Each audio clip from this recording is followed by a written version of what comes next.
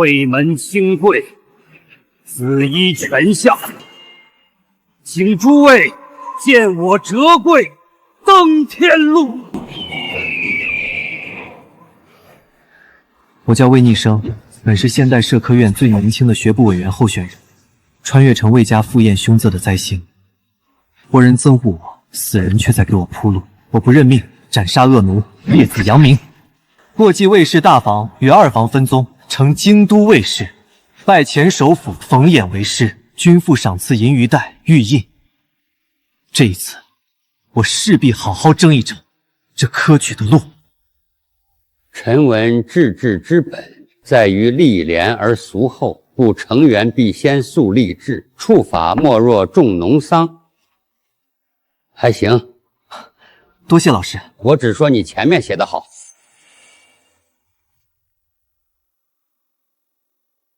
后面这论边防要的是刚健，你写成了温豚水，跟谁学的？你看你这一句，置若边备，非是干戈之力，贵得将帅之贤，就写得很好嘛。可你看下一句是什么？通户氏不恩信，使远人怀德自负。医生，我问你，我大周是怎么立国的？太祖以武开国。不错，太祖皇帝当年亲率铁骑出雁门，破云州，一战而定北疆。这一仗打完之后，契丹齐降，100年不敢南顾。通户氏这话放在别的时候没错，甚至于仁宗一朝可堪称上品。但若是在电视上，陛下会怎么想？陛下是马上天子的血脉，大周立国靠的就是刀兵之力、将帅之勇。你说怀德自负，在陛下听来就是怯懦。学生知错。你这3年经史子集都下了功夫，但策论这东西，光读书是不够的，要见的是实物，是格局。去文渊阁吧。文渊阁，文渊天下典籍，处历代档案，内阁大臣议政飘逸，皆在此。官正可养台阁之气度，蓄宰辅之食量。这就是有个大周最强刀枪炮当老师的优势吗？当年我也是先帝特准，入阁观政2年，才从一介翰林脱颖而出，步步高升。陛下不是赐你鱼带、文衡玉蝶福信吗？老夫明天上朝后，跟陛下求个恩典，让你出入文渊阁，观历代见习政要。老师，文渊阁乃枢要之地，学生一介白参，无功无名，贸然入内观政，学生只怕什么？怕人说闲话，怕御史弹劾，还是怕沈端那个老东西又跳出来闹事？逆生，你记住，这朝堂之上最不值钱的就是怕字。你越是怕人说闲话，闲话就越多。沈端那等人，你退一步，他进10步。你若是连门都不敢出，他就能把你的路彻底堵死。况且老夫让你去文渊阁，是养眼界、养格局、养气度，这些东西书斋里学不到，我也教你不会，得你自己一头扎进去，日复一日的看、听、琢磨，才能慢慢养出来。老师厚爱，学生铭记于心。此去文渊阁，必当勤勉自立，不敢有丝毫懈怠。行了行了，别动不动就作揖，先回去吧。是。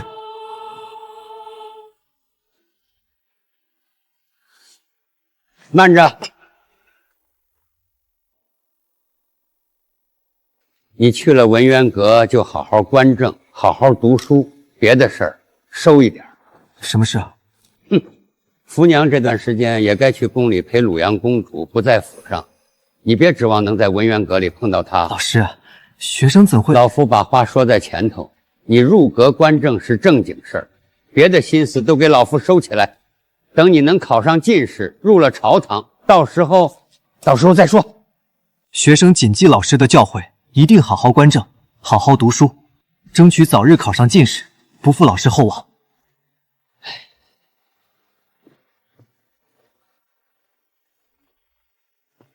这边请，这边是太宗朝的奏书档册，按年份排着，那边是仁宗朝。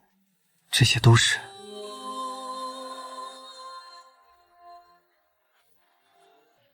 你是什么东西，竟敢擅闯文渊阁？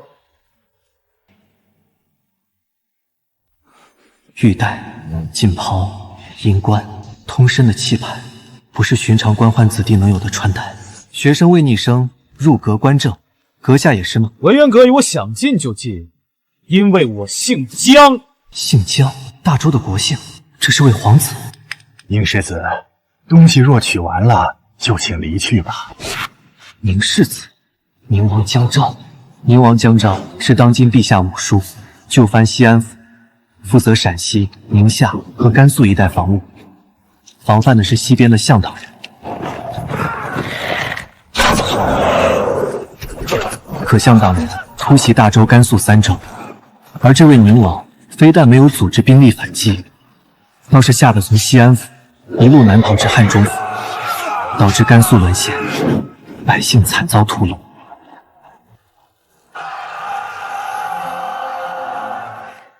幸亏老师反应及时，连夜上书请旨，调镇国将军许震入西安府接管军防，又调动两府之兵将向导人的攻势卡死在一线，这才没有让局势进一步恶化。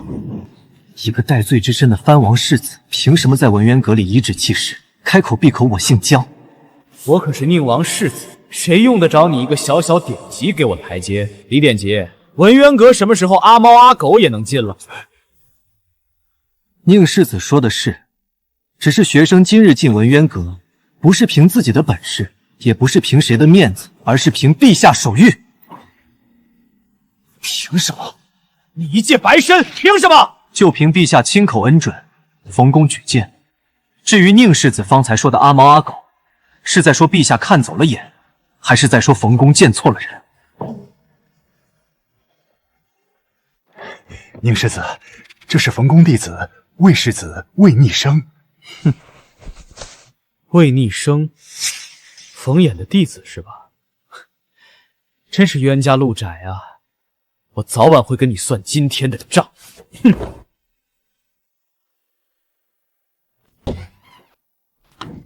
魏公子，这位可是宁王世子，方才那些话说的，是不是太轻了？我也觉得，这3年策论写多了，攻击力都低了。算了，这也是魏爷，说就说了吧。方才宁世子来文渊阁取什么东西？是去随陕西行都司3州沦陷的边防备要余图和军报党册，前日才回京议罪，可能要写自辩折子，需要这些材料。自辩折子？弃地数百里，任由百姓被屠戮，这样子的人也配自辩？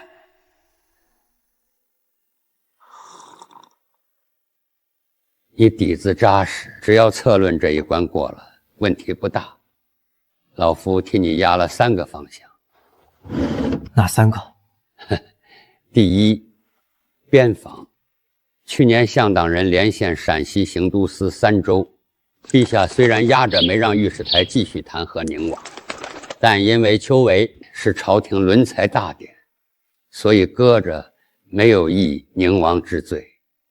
第二例制，仁宗晚年最头疼的就是地方官贪腐横行，后世宗皇帝有意改革，但失败了。再然后你祖父一去，户部，如今景和一朝，这个问题不但没解决，反而更严重了。地方上瞒报、漏报、截留、挪用层层盘剥，到了朝廷账上就剩个零头。第三就是农桑。今年入夏以来，京东路、京西路好几个府县都报了旱灾。朝廷虽然开了长平仓赈济，但杯水车薪。这个题目年年都有人出，今年更不会少。边防、吏治、农桑，是考题也是大周的隐患。学生多谢老师指点。老夫不过是帮你划个范围，真正要写得好，还得靠你自己。这3个方向，每个方向你都给我写2篇策论出来，一篇从正面立论，一篇从反面驳论。同一个题目，你要能自己跟自己打架，打完了还能自己圆回来，这才算真本事。学生没有问题。对了，边防那个方向，你写的时候要注意分寸，论编备、论将帅、论练兵都可以，但有一条。哪一条？切记不要提陕西一事，更不能提宁王。宁王虽然戴罪在身，到底是天家骨肉。你一个白身少年，议论藩王得失，不管说的对不对，都是犯忌讳的事儿。老师是知道我遇到宁王世子的事了，对吧？陛下心思难猜，切不能犯前汉晁错之旧事。父王，咱们真的一直要被困在这宗人府里？进来都快半个月了，除了送饭的，连个鬼影子都见不到，这跟坐牢有什么区别？坐牢的犯人不递折子，你可面客邀人，父王我还能写字便折，这就是区别。你觉得委屈？你觉得困在这宗人府里，是朝廷对不住你，是陛下对不住你？玉儿，你知道你父王我丢了什么吗？不就荒凉的甘肃三州吗？我的傻玉儿啊，那可是整个甘肃镇啊，凉州、甘州、肃州三州沦陷，军民死伤无数，粮草辎重尽数落入向党人之手。你父王我不战而逃，弃地数百里，把整个陕西行都司的防务扔在那里，任凭向党人长驱直入。那是向党人来势太猛，咱们兵力不足，而且就那么点贱民，死就死了呗。兵力不足，冯衍一个治世的老头子，能在一夜之间调兵遣将，把你父王我丢了的局面硬生生扳回来。你跟我说兵力不足，兵力不足不是罪，弃地而逃才是罪。但凡在西安府多撑3天，哪怕3天，许镇的援军就到了。可我没有，我跑了，我是当今陛下的亲叔叔，我跑了。父王，那陛下会杀了我们吗？不会，我是陛下的亲叔叔，你是他的堂弟，否则陛下也不会只是让我们父子待在宗人府，而是直接下狱了。可是父王，咱们就这么干等着，等陛下发落？哼，干等着？你父王我要是愿意干等着，就不会拖到现在才回京了。父王可是有法子了。你当以为我是怕回京，拖到现在，是因为朝堂上的风向变了。秋闱在即，朝廷轮才大典是陛下眼下最要紧的事，而这就是你我的机会。自责？说得好听，口口言说丢州之罪重，心中却无半点愧疚。依朕看，他们不是愧疚三州军民，他们只是害怕自己要死了。陛下息怒啊！祖宗之土在朕这一朝丢了，愧对先帝的人是朕，是朕。陛下保重龙体呀！太医说了，陛下不能动怒，千万保重龙体呀！起来吧，朕的好叔叔，应该有动静了吧？还没有，朝中能救宁王殿下的不过2人，一是冯公，三朝元老，二是沈阁老。沈端最近往宁王处跑的勤，是。朕这个好叔叔丢了3州之土，朕必杀之。但朕若杀他，其他藩王会怎么想？杀宁王容易，其他藩王若是人人自危，闹出什么乱子来，这天下还怎么稳？这件事不能办得太急。朕要杀他，得让朝堂上那些人去吵、去争、去闹，等闹够了、吵够了，朕再出来收拾局面。冯衍太聪明，不会替朕背这个锅。沈端胃口不小，无非是想捞点好处，让他去替宁王递折子活动，等他把水搅浑了，朕再出来收网。到那时候，宁王也杀了，藩王们也闹不起来了，到时候沈端也脱不了干系。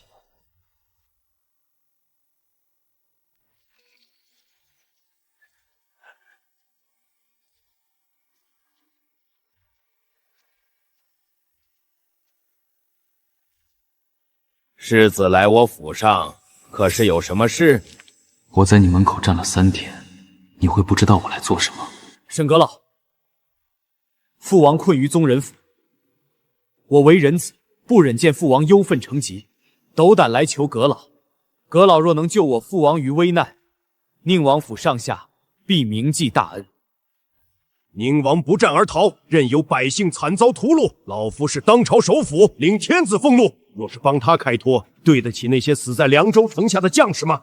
对得起太宗皇帝在天之灵吗？如果是为求这事，那宁世子请回吧。阁老，我莫要再言。老夫帮不了他，也不会帮他。如果可以，顺便请世子告诉宁王爷，臣子守土，天经地义，丢了土就该领罪。要是我父王还得势，哪儿会被这般羞辱？老爷，咱们既然不帮宁王，那为何还要让世子进来？不帮？谁说我不帮了？可方才老爷刚刚那番话，宁王来找老夫，老夫不能不接，但也不能接得太快，毕竟不知道陛下的态度。陛下若是不想杀宁王，那老夫就是宁王的救命恩人，这份人情够宁王府还一辈子。可陛下若是想杀宁王，今日这番话就是最好的证据。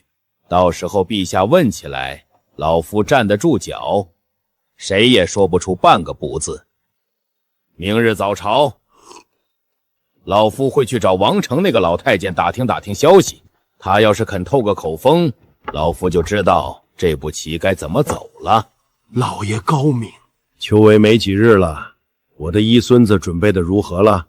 老爷放心，沈怡小少爷这1个月闭门读书，日夜用功，几位西西先生都夸小少爷天资聪颖，此次秋闱必然不会让老爷失望。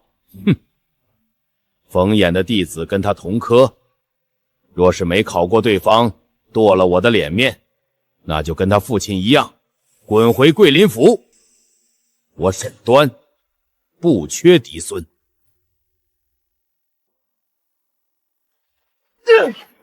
我算是看明白了，沈端架子大，要我说，这种人就靠不住。父王，你笑什么？我们父子无恙矣。沈端若是真的刚正不阿，第1天就该把话说死，让你死了这条心。为什么非要3天以后才训斥你？那父王，您的意思是？朝堂上这些人做事从来不会无缘无故。沈端再通过你告诉父王，他得等一个信号。什么信号？陛下对咱们的态度，玉儿你想过没有？如果陛下真的要杀咱们，沈端会怎么做？只要不是傻子，都离我们远远的，一个字都不会多问。所以沈端今日这态度，反倒天大的好事。父王，儿臣在西安府的时候，从来不用看任何人的脸色，可到了这京城，连一个臣子都敢给我甩脸子。这要是在西安府，我早杀之而后快。西安府，等我们能活着走出这宗人府再说吧。还有，你去找沈端的孙子，跟他交友。沈端的孙子，沈端羞辱我，又转头去巴结他孙子。你要想回西安府过以前的好日子，就听我的。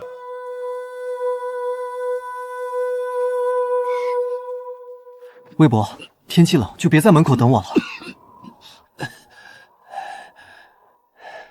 公子，我没事的，只是最近冷风吹了，有些不舒服罢了。魏伯，我一定会好好考，到时候我们一起去告慰祖父。好呀，公子早点休息，别学太累了，我一定会好好陪着你的。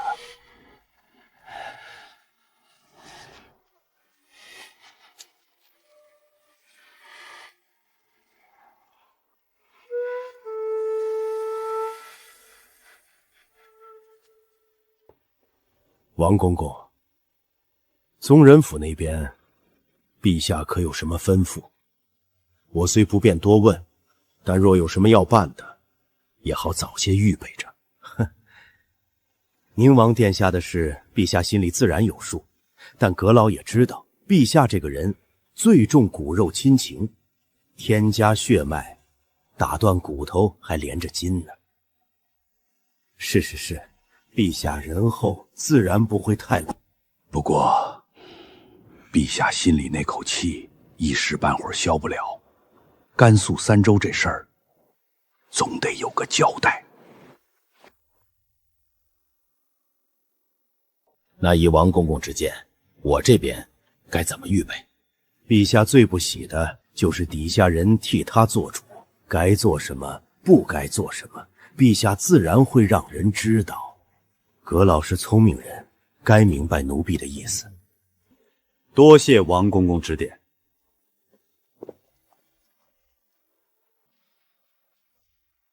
陛下不想杀宁王，杀一个亲叔父，还是大周朝第一位被杀的藩王，这笔账太大了，大到天子不想背，但甘肃三州的债总要有人来背，不是宁王，那就是别人。陛下真的不想杀我，我就知道我大周开国至今还没有处死藩王之先例。沈阁老既然想明白了，不如就打开天窗说亮话，你要什么，本王能给什么。咱们摆到桌面上谈，谈妥了，一切好说。如果谈不妥，我今日就没来过。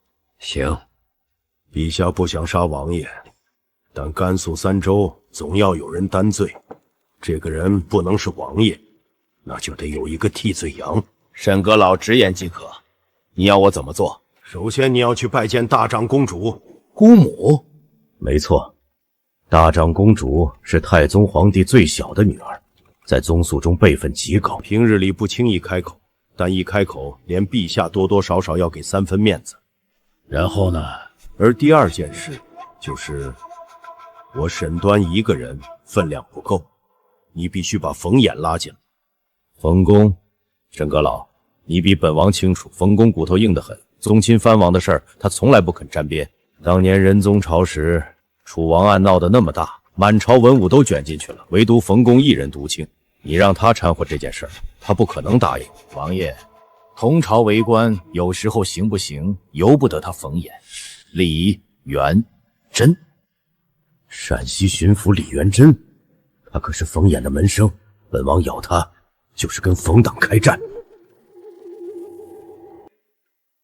李元贞在陕西巡抚任上干了4年，算是冯党在西北最重要的一颗棋子。去年向党人陷甘肃三州时，李元贞虽然没有直接弃地而逃，但他作为陕西巡抚，对甘肃的防务负有不可推卸的协防之责。事后朝廷追责，李元贞上了一道自辩折子，把责任全部推到了王爷头上，让冯党的人全身而退。沈阁老的意思是hand咬，王爷要在自辩折子里把李元贞咬出来，怎么严重怎么写，只要能把他拖下水，怎么都行。这时候要是跟冯党正式开战，本王还能全身而退呢？就是要跟冯衍开战。王爷想想，李元贞要是倒了，冯党在西北的根基就断了一半，冯衍能坐得住吗？到时他就算再不想掺和宗室的事儿，也由不得他了。本王咬李元贞，冯衍为了保陕西巡抚这个位置，就得跟沈阁老你，不是跟我，是跟陛下。李元贞做这个替罪羊，正好。好，本王去咬李元贞，但是冯衍被拖下水了。然后呢？沈阁老就能保证本王活着走出这宗人府。放心吧，王爷，接下来朝堂上的呼应、御史台的坦章，自有我来安排。只要有了替罪羊，王爷再写一道请罪折子，把弃地而逃说成兵力不济、仓促转移。然后老臣在朝堂上替殿下说话，再让大长公主斡旋。我沈端保证你父子2人完完整整离开宗人府。宁王攀咬陕西巡抚李元贞这一手，下得又狠又巧。是啊，沈冯两党吵得不可开交。虽然君父对沈端的折子留中不发，批红了老师弹劾沈端党附宗室干预的折子，但还是让李元贞停职，交吏部、督察院会审，可算是都没有占到便宜。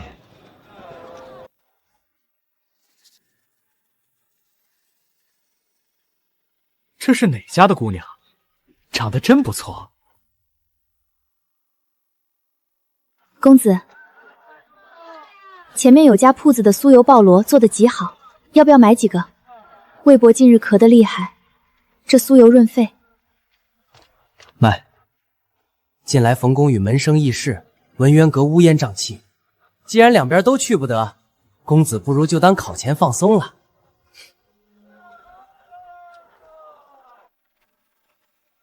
这不是魏家子吗？逆生见过二位。一个冯党的狗，现在也不把本世子放眼里了是吧？见到本世子不知道行礼，拜了冯公为师，就连基本的礼数都不会了。宁世子，我方才已行过注目礼，世子没有看见，还能是我的不是了。世子算了，咱们走吧。秋杯在即，闹出什么风波，对谁都没有好处。整个京城都在给我难看，如今一介贱民还敢给我甩脸子，从来只有别人看我脸色，没有我看别人脸色的份儿。走什么走？魏家子，那女使是你的，模样倒是不错，身段也好，看着像是南边来的。本世子身边正好缺个嬷嬷的侍女，你开个价吧。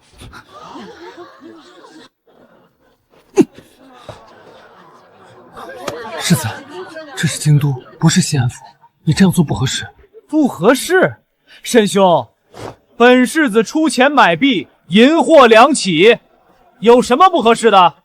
我爷爷和冯老朝堂上斗得再狠，也从没教我在街上当面羞辱别人的弟子啊！这不是党争，这是结仇。世子，秋闱在即，多一事不如少一事，咱们走吧。我请你醉仙楼吃酒。沈兄，你怕什么？本世子姓姜，乃是藩王世子。他魏逆生算什么？冯衍的弟子又如何？说到底，不过是个过继出去的弃子罢了。本世子问他开价，是给他脸。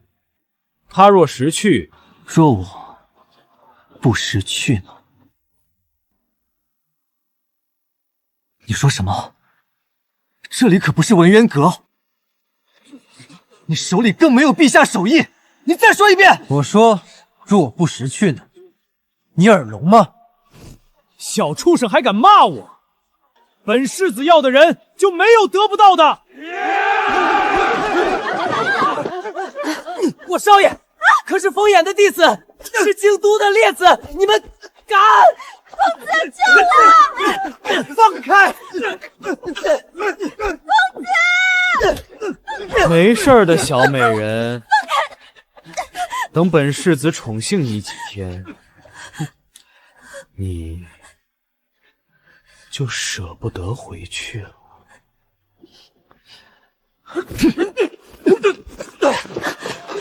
我可是天皇贵胄，得罪我，你就该想到有这个下场。我魏逆生就没有认过命，这是京城，不是你的西安府。魏逆生，你敢！仗势欺人，你也配国姓？你说什么？你真觉得我不敢当街杀你吗？你不敢。我姓姜，我可是国姓，我可是世子，哪怕我当街杀了你也不会。不会什么？一个弃地数百里，丧失数万人，抛弃了自己的子民，任由百姓被屠戮，吓得从西安府跑到汉中府的藩王世子，是怎么有脸站在京都街上大谈姓姜二字的？你说什么？这世子是疯了吗？魏逆生当年可是连我爷爷这等当朝首辅都敢顶撞得住，是不是自找麻烦呢？你说什么？我说错了吗？去年向党人陷甘肃三州，宁王不战而逃，眼睁睁看着百姓尸横遍野，你们少愧对君父，下对不起百姓。如今张口闭口提国姓，但请世子自问，你配吗？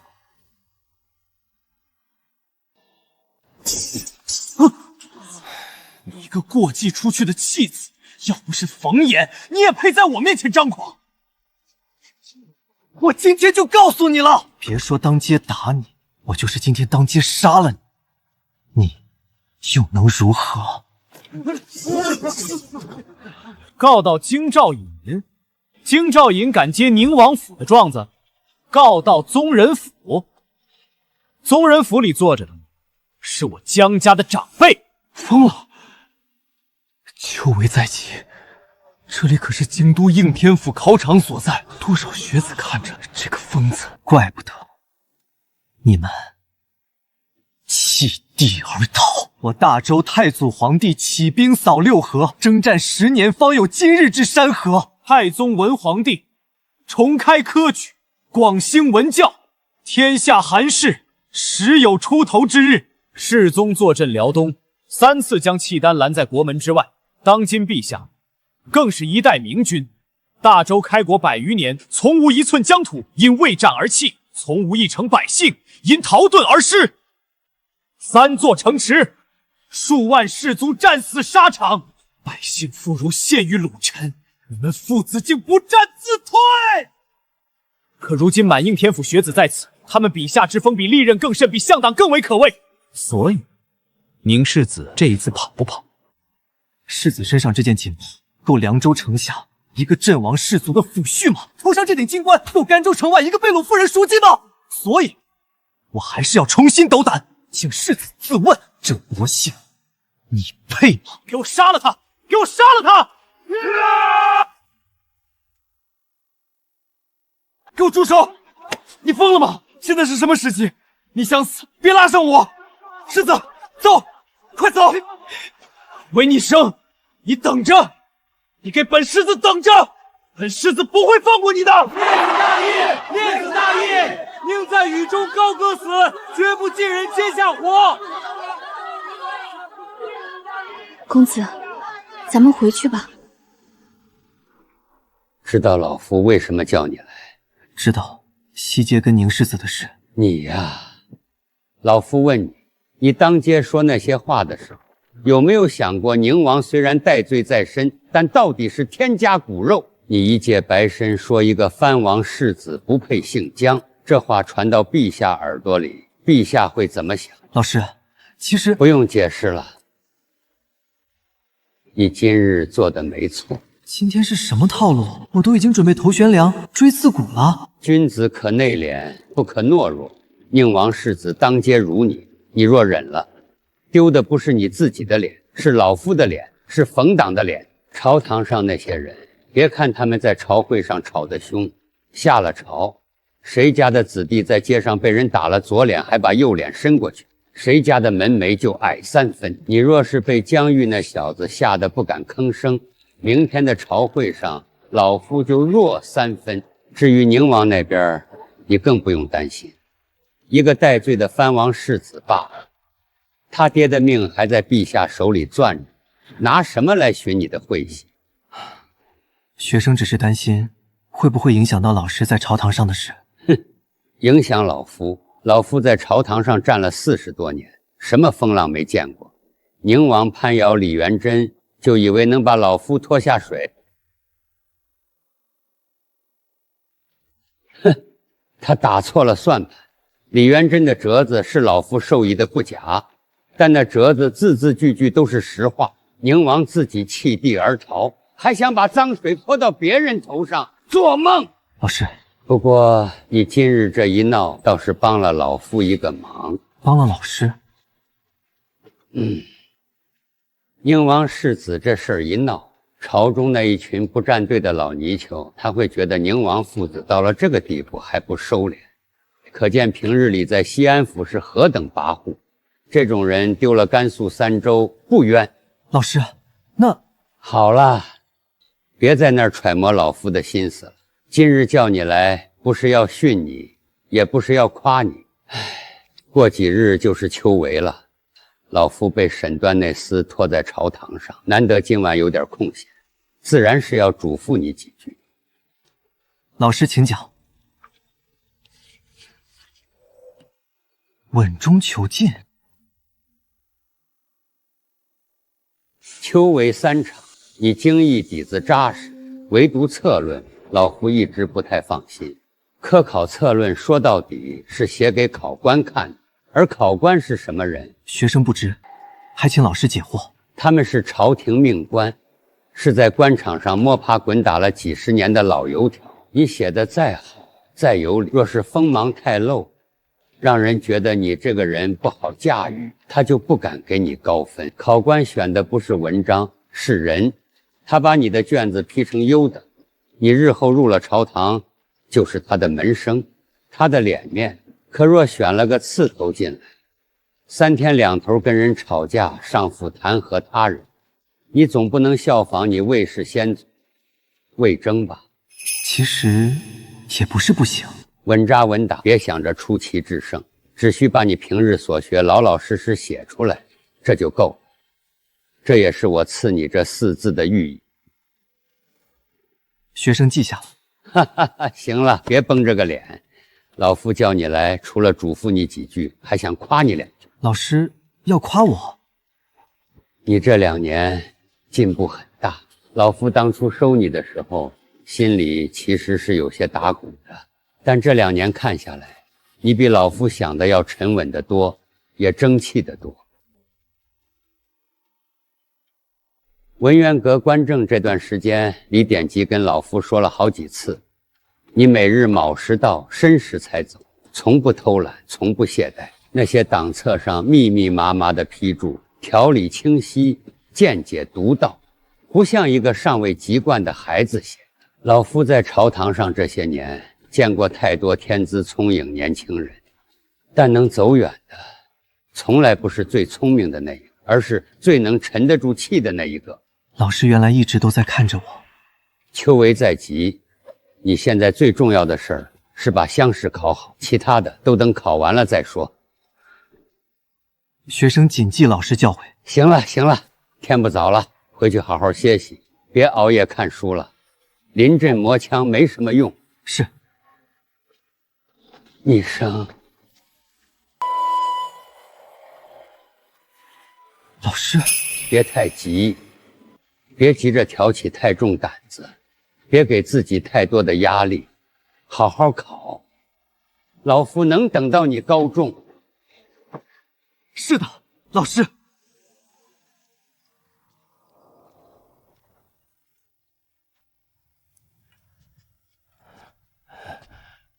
公子回来了。魏伯，不是不让您等我了，外面太冷了，快回屋歇着吧。冯公没责怪公子吧？没有，老师就是嘱咐了几句秋闱的事儿，顺便夸了夸我。魏伯，您别在这儿站着了，夜风凉，进去吧。魏伯，怎么了？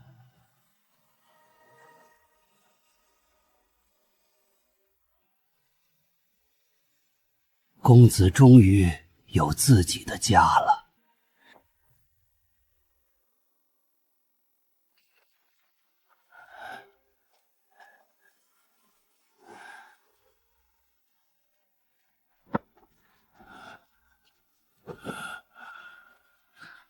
魏伯，你这些日子渴得厉害，药可按时吃了？吃了吃了，曲娘那丫头盯着呢，1日3顿，苦得我舌头都麻了。她还站在旁边看着，非等我喝完才走。那便好，兵来如山倒，病去如抽丝。公子不必担心，不过是入秋凉了，老毛病罢了，过几日暖和了就好。一定会好的，魏伯会一直陪着我的。公子，我方才站在院子里看着那棵枣树，忽然想起了一件事。什么事？当年老爷还在的时候，老家府里也有一棵枣树，比咱们院里这棵大得多。枝繁叶茂的，一到秋天，满树红彤彤的枣子，压得枝条都弯了。那时候老爷最喜欢在那棵枣树下坐着，让老奴泡一壶茶，摊一卷书，一看就是一整个下午。老爷常说，枣树这东西贱，不挑地儿，给点土就能活，旱了涝了都不怕。头几年长得慢，看着跟死了似的，可只要你不管它，它自己就悄悄地扎下根去。等回过神来，已经长得比人都高了。所以，做人就该像枣树，不必争，不必抢。把根扎深了，风来了吹不倒，旱来了渴不死，到秋天自然能结出果子来。公子，老奴这辈子跟着老爷兜兜转转几十年，什么都见过了。老爷走的时候，老奴以为自己这辈子也就这样了，守着那点念想，混一日是一日，没想到还能看到公子有金榜题名的一天。魏博，这才哪到哪，秋闱还没考呢，我给你拿个状元回来好不好？好啊，好啊，公子一定可以的。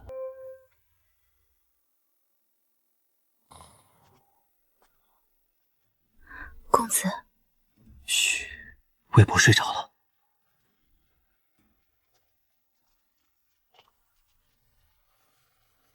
夜风很冷，你也早点回屋吧。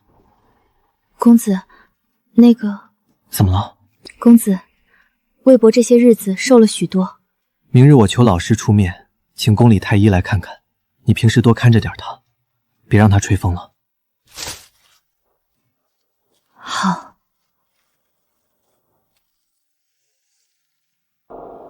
呵呵呵，这个魏家子胆子倒是不小，当街质问藩王世子。呵呵，朕的朝堂上那些三品大员都不敢说这样的话。他一个孩子倒是替朕说了，陛下，这魏家子到底是年少气盛，说话不知轻重。不知轻重？那你说，朕那些朝堂上的大臣们是知道轻重好，还是不知道轻重？朕那些大臣个个都知道轻重，可甘肃三州丢了快1年了，朕在朝堂上没有听到一句真话。如今，今日倒是在京都街上听到了。陛下，行了，传朕的口谕下去，秋闱在即，谁要是在这个节骨眼上闹事，朕不管他是皇亲国戚还是朝堂重臣，一律严惩不贷，尤其是宁王。是。还有这一次秋闱乡试策论题目，就写甘肃三州失陷之由。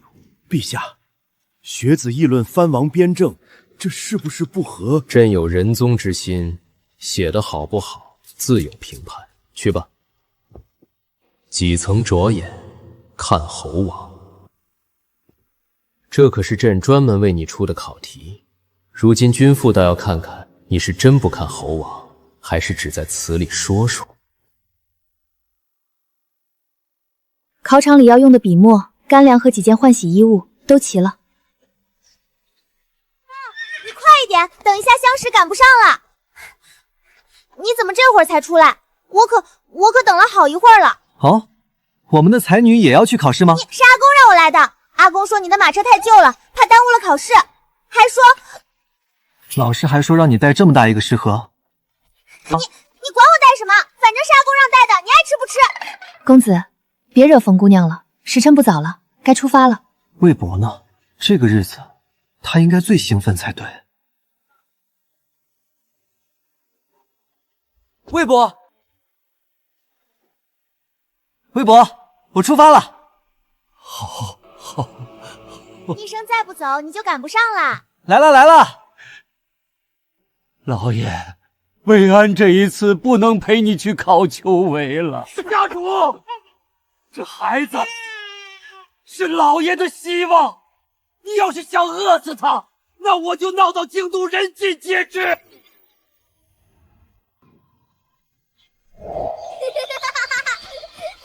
当年没有奶喝，差一点被活活饿死的孩子，那个我一口粥一口饭喂大的孩子，也要去考秋闱了。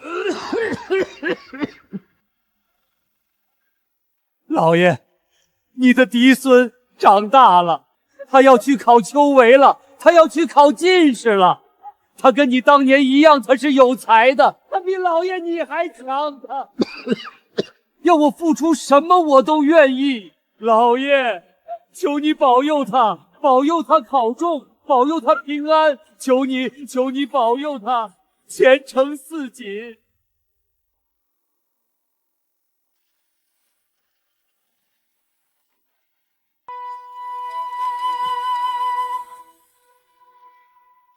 甲字14号，就是这儿。3日之内不得出号舍半步，饮食如厕皆在号舍内，有专人送至。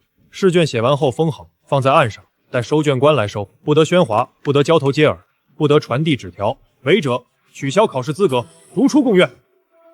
多谢。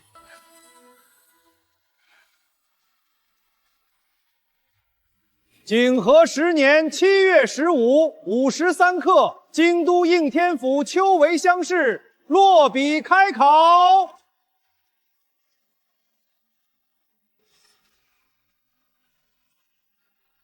前2场考了四书五经义和论判诏告等公文写作，而这第3场的题目是甘肃3州失陷之由。老师说过，策论不提宁王，不议藩王得失，这是铁律。可这道题偏偏就是这个。陛下想问什么？想知道甘肃3州为什么丢？可朝堂上已经吵了大半年了，根本不需要再来问我们这些学子。陛下不是不知道答案，而是需要一个能说出答案的人。甘肃3州丢了，责任在谁？朝堂上那些人个个都揣着明白装糊涂，陛下需要一个人把这句话说出来。别人把责任推给天，推给地，推给任何，可我是君父亲口夸过的列子，我要是也写那些不痛不痒的话，君父会怎么看？以长房无亲，认陛下为君父，朕等着你长大。老师，你说过，陛下永远都是最大的护生符。昔日君父信我，今我当亦信君父。臣闻之，兵者，国之大事，死生之地，存亡之道，不可不察也。甘肃3州之失，非天灾也，非敌强也。去年秋，向党人犯边，3州守军浴血奋战，以待援军。然援军不至，3州遂陷。何以援军不至？臣请言之。若宁王不逃，坚守待援，以西安府之城高池深，以延安、庆阳2府之兵可调，断不至于3州尽陷。然宁王逃矣。3州之失，非天灾也，非敌强也，乃一逃字而已。此非独师弟将帅之责，实负朝廷，负陛下，负祖宗。今垂问及此，臣不敢不言。臣非敢攻讦宗室，亦非敢议论藩王。臣所言者，是也，非人也。3州之失，其由在逃，逃之由在未死，未死之由在心无君父。心无君父者，虽衣锦食玉，不可谓忠；心存君父者，虽不遗草履，不可谓不忠。应天府考生魏逆生谨对。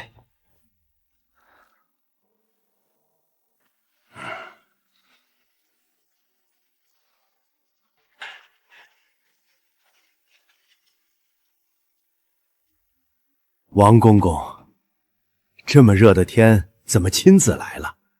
有什么话，招人传一声便是。宁王爷，陛下口谕。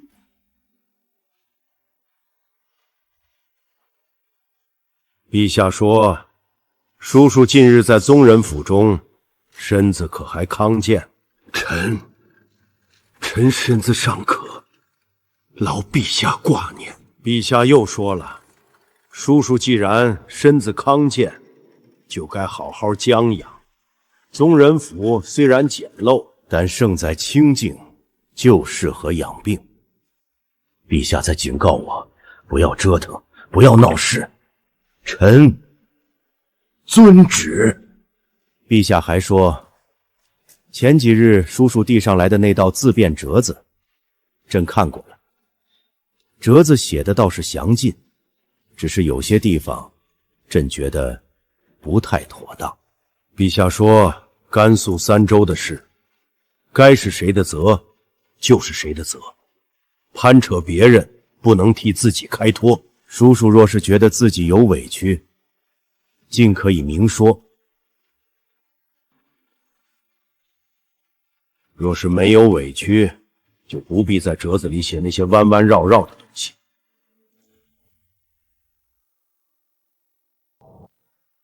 这话怎么说的这么重？宁王爷可以起来了。陛下口谕已尽，奴婢可不敢受。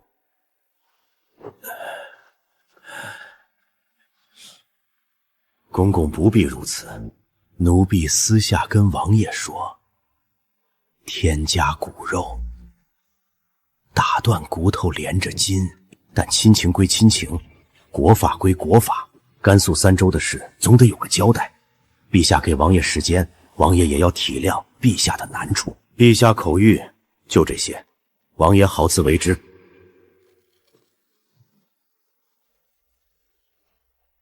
呸！一个老阉狗也敢在爷面前摆架子！父王，你打我做什么？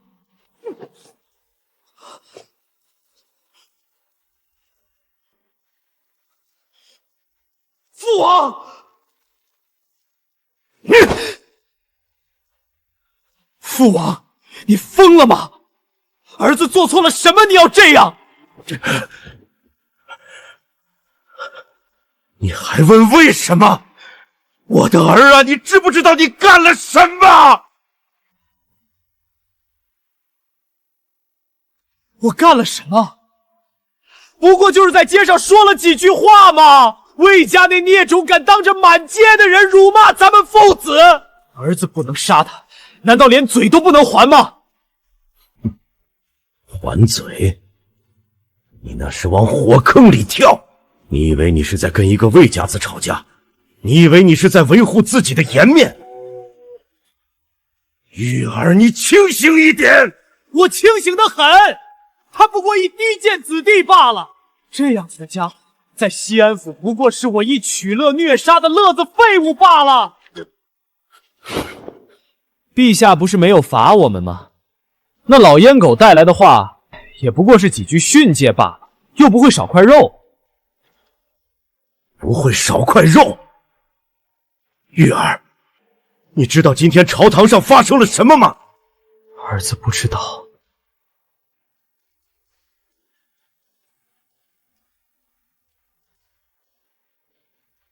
你在街上跟魏逆生吵架那天，满街都是从应天府来参加乡试的学子，你以为他们只是看热闹？第二天，刘豫仗蛇弹劾宁王纵子行凶，仗势欺人。第三天，又有人弹劾宁王意图不轨。到今天为止，弹劾我们父子的折子已经堆了半尺高了。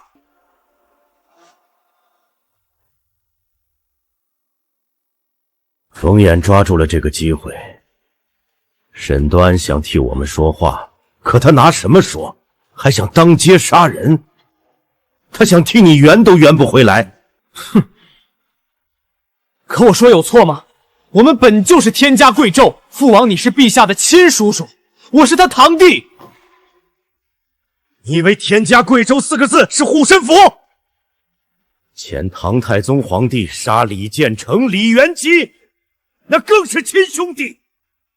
我大周没有先例，不与前朝论。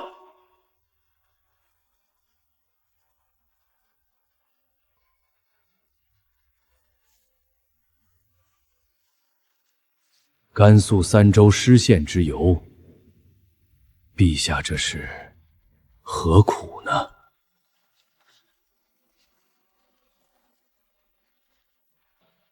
陛下点的这策问，苦的是我们啊！这些考生，要么避重就轻，要么站沈阁老，要么站冯公。这策问谁敢真写？谁敢得罪沈冯两等？甲字第14号，这份考卷，这学生子他是疯了吗？宋大人，怎么了？这份试卷有问题。乃一逃字而已。三州之师，其由在逃，逃之由在未死，未死之由在心无君父。这写的竟如此大胆！写宁王弃地而逃，写陕西巡抚李元贞观望不进啊！他真的疯了，疯！比起其他策问，这份策问清楚写着三州之师，非天灾也，非敌强也，乃人谋之不长也。这话把责任分得很清楚，李元贞有李元贞的责，宁王有宁王的责，没有把所有的责任推给一方，也没有偏袒任何。赵恒此话不错，而且你们有没有觉得这个考生写的虽然大胆，但却是最正的？你们看前面那些考生，要么避重就轻，要么站沈端，要么站冯衍，两边都在甩锅，都在找一个替罪羊。可此卷测答不同，他没有替任何一方开脱，两边的责任都点了正。宁王乃宗室，李元贞也是朝廷命官，他一个白身也敢妄议朝政？此乃陛下测问，既点测问，则以考生所问之，他若不义，才是辜负了陛下。宋大人，您是主考官，这份考卷您怎么看？你们说，陛下为什么要出这道题？朝堂上吵了大半年，沈阁老不敢说真话，冯公也不想说真话，陛下在朝堂上问不出真话，所以自然就在秋闱里问。那宋大人的意思是，陛下即点出这道题，就不是让学子避重就轻，也不是要他们站队，而是要听真话。陛下要听真话，学子们没有官位，没有党羽，没有身家性命要顾，他们说的话才是最真的。这要是传出去，宁王府那边……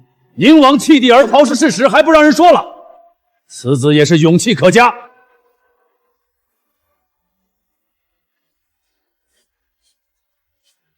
此子当得甲上。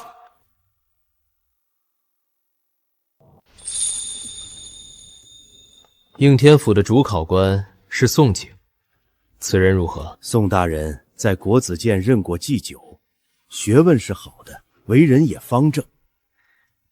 此次阅卷，听说秉公持正，没有出什么纰漏。不错，真不错。心存君父者，虽不依草履，不可谓不忠。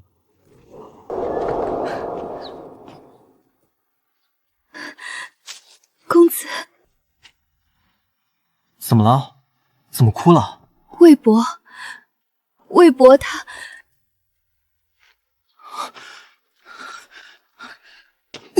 公子，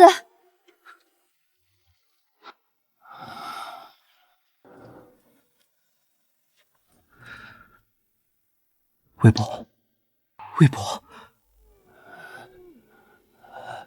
小公子，你回来了。我回来了。魏博，我考完了，考得很好，经义写得好，策论也写得好，一定能中的。好，中了就好。老爷也能放心了。魏博不会有事的，魏博不能有事的，我会找人治好魏博的。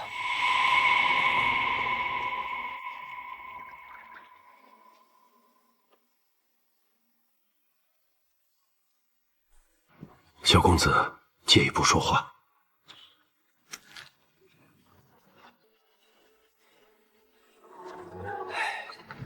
小公子，老朽就直说了，积劳成疾，五脏皆损，加之秋风入体，寒气侵骨，老朽无能为力。无能为力。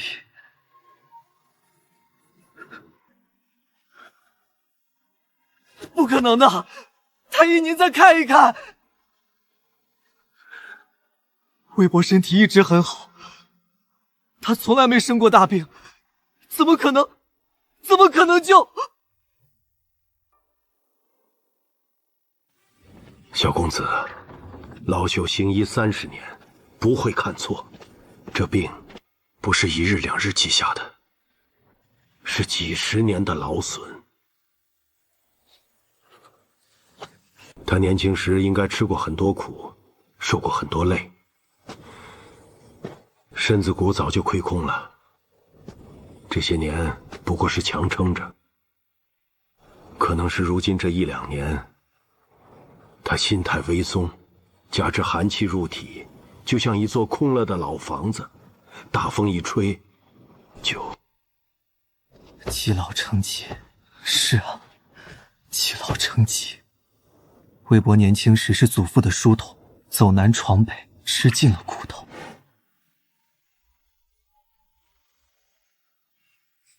祖父去世后的那些年，魏博一个老人，没有月钱，没有帮手，一个人照顾着我。冬天怕我冻住，夏天怕我热着。生病了，都是魏博抱着我走10几里路去找郎中。饿了，魏博把自己的口粮省下来，给我熬粥。那些年，魏博从来没有叫过一声苦，说过一句累，每天都是笑眯眯的，好像天塌下来都不怕。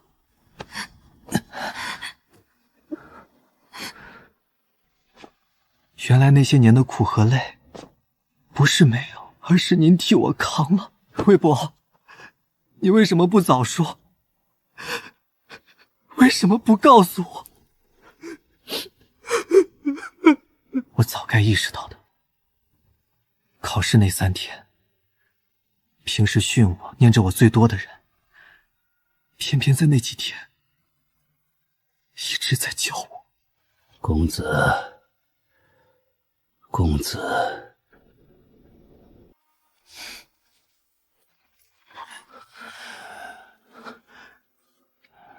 魏博，我在这儿。公子，莫要怨了，莫要怨了，可我怎能不怨？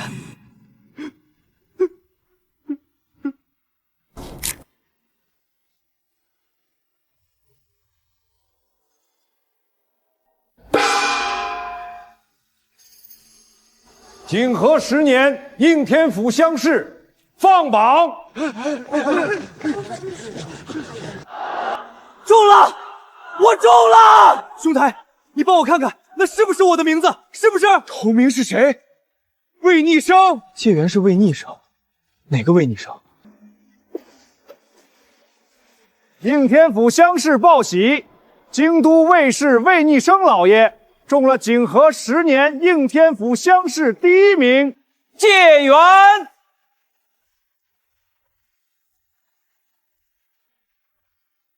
魏博，我中了！魏博，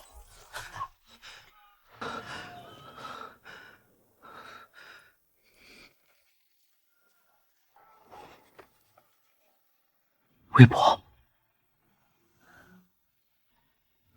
魏博，应天府乡试第1名，中了！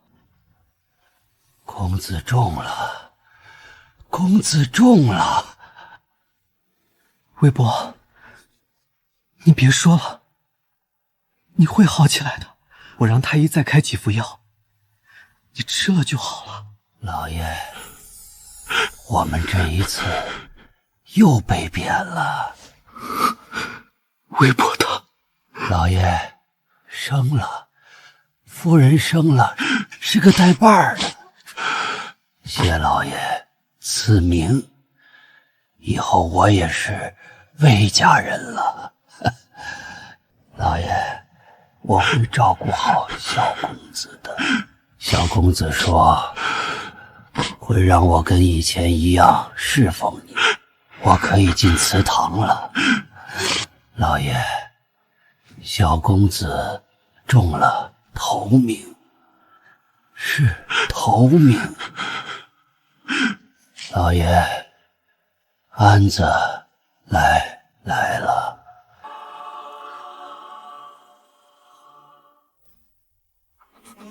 忽悠你的一切，魏博，负你的誓约，放心一夜，不问明天，为这一次容颜，相信走过太多的时间，附身你拥抱着火焰，就算会湮灭，还能吻你的脸，燃起我的残月。像花一生热烈，不会播。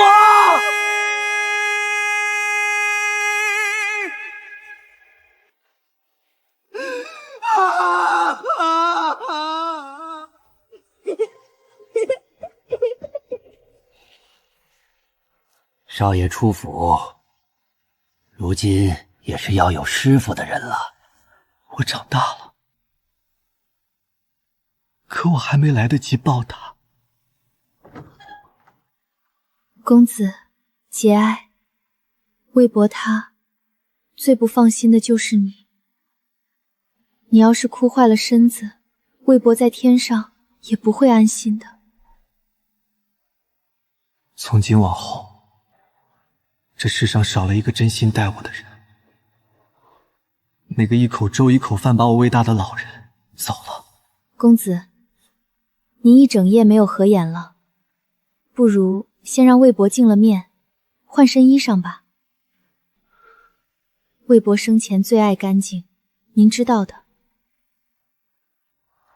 去拿最好的料子，让魏博穿着舒服些。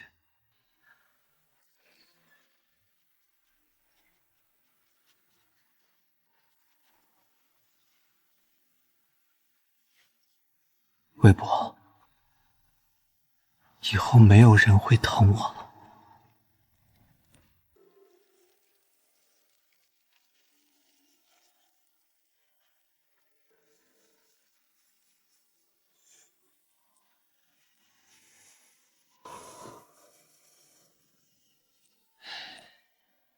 医生，老师来了。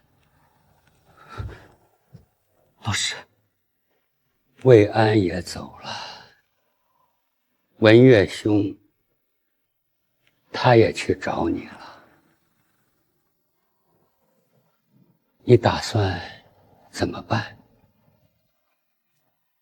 我答应过魏博，我会让他埋在祖父身旁。魏安说到底不是魏家子孙，按礼法，外仆不得入祖营。逆生，你如今是借缘及地，这个节骨眼上，你的行为会冒天下之大不韪。要不就葬在城外清风山上吧，那里清静，能看京都，也能看见南边老家的方向，既望得见你，也望得见文月。老师可帮你买块地。多谢老师。谢什么？你是我冯衍的弟子，你的事儿就是我的事儿。再说了，魏安跟了你祖父一辈子，又把你拉扯大，应该的。就是应该的。所以，我会让他陪着祖父。你魏博与我不是祖父，胜似祖父。无魏安，则无我魏逆生。魏博，他姓魏，祖父赐姓，我亦赐名，谁也拦不得。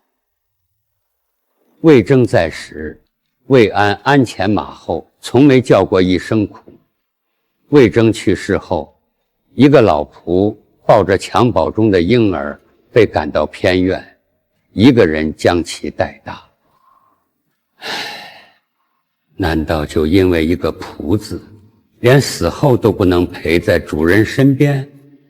何况如此忠之人，岂能称仆？罢了，你想怎么做就怎么做吧，老夫不劝你了。清风山那边地已经买好了，你要改主意，随时跟我说。不改了。魏博等了我一辈子，我不能让他等不到。好。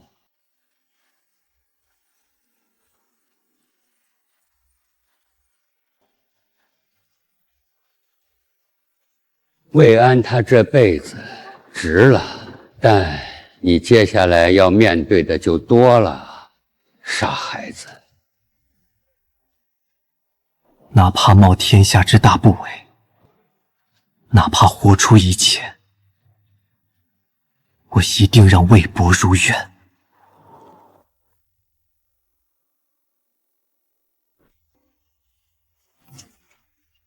一介介缘，秋为新贵，竟为一个仆人大办丧事，还要以长辈之礼待之，这置礼法于何地？置尊卑于何地？这简直滑天下之大稽！我必上书弹劾，罢了这小儿的戒元。魏安对于魏逆生来说，绝不是仆人，而是亲人，更似养父。面对养父去世，怎么能不悲伤呢？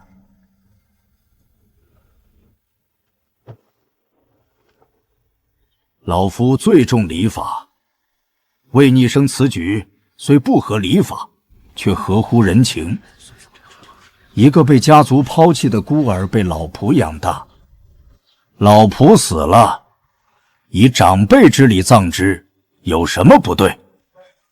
世子，你是不知道，那魏逆生堂堂解元及第，陆明彦都不来，大家都以为他是身体有恙，结果呢？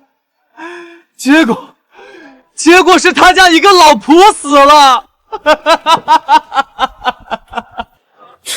晦气的名字！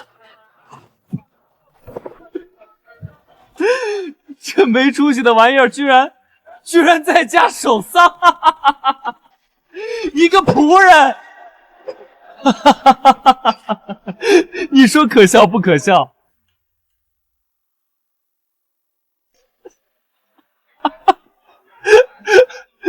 世子，你说这世上怎么会有这种人？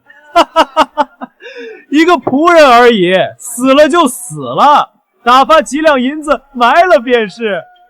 他居然要行长辈之礼！哼，为仆举礼，好一个为仆举礼！可不是吗？我爷爷说了，此人不知礼法，不懂尊卑，日后若入朝堂，必是祸患。世子，你说我爷爷说的对不对？对，沈阁老说的极对。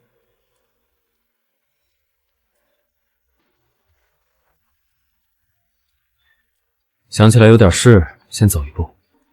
这酒你慢慢喝，我请。魏逆生，你倒是会给自己立牌坊。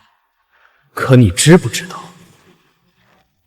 这世上最招人恨的，就是你这种人。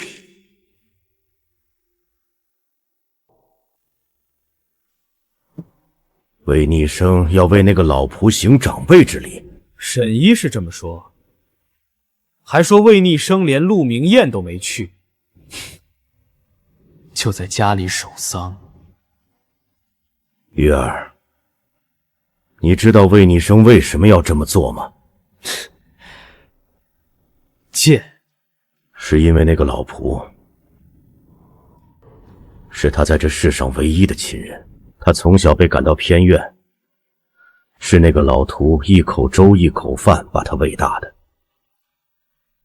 在他心里，那个老徒不是仆人。父王，你想说什么？玉儿，你知不知道你跟他最大的区别是什么？你有父王，有宁王府，有整个宗室做你的后盾，而他什么都没有。他有的只有一个老仆，所以他不惜违背礼法，也要以长辈之礼葬之。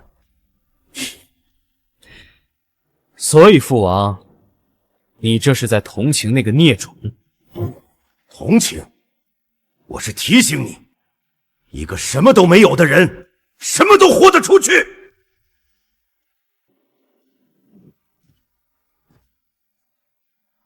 姑母说了，宗室这边他会帮着说话，但有一条，让咱们安分些，不要再惹事，尤其是你。这段时间不要再去找魏逆生的麻烦，他正处在风口浪尖，你往他跟前凑，就是往刀口上撞。我知道了。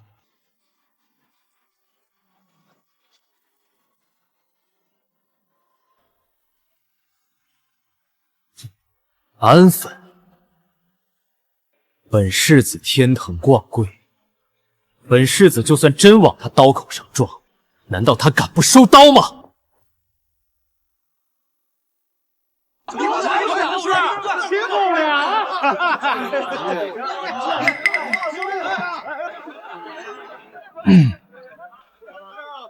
世子，今日怎么有兴致来这望月楼听戏？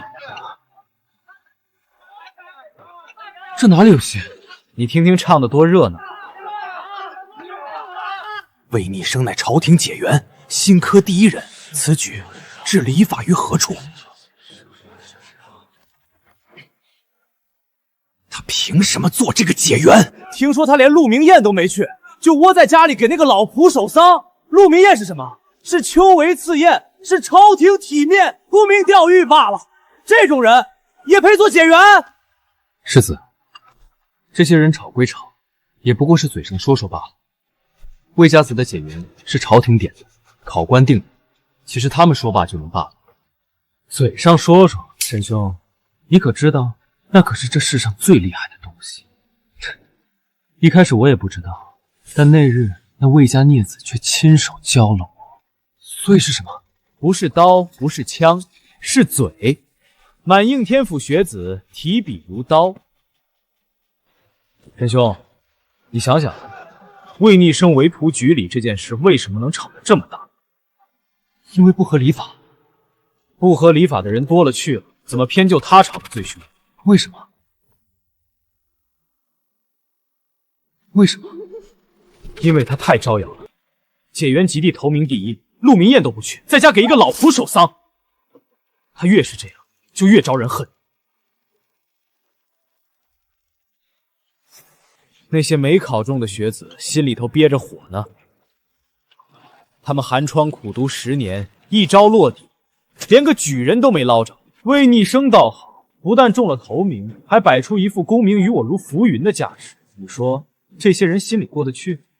所以世子你是想，只要有人点一把火，这堆干柴自己就着了。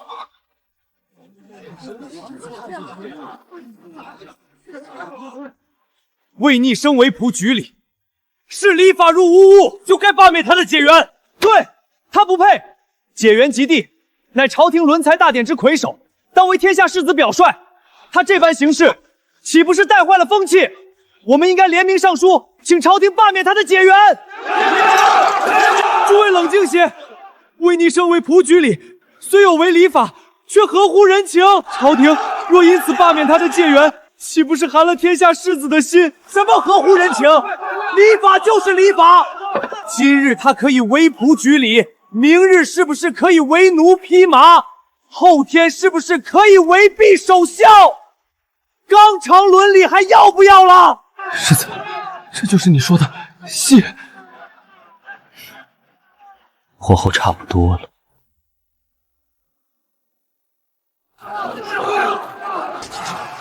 现在学子的怒气已经压不住了，那接下来，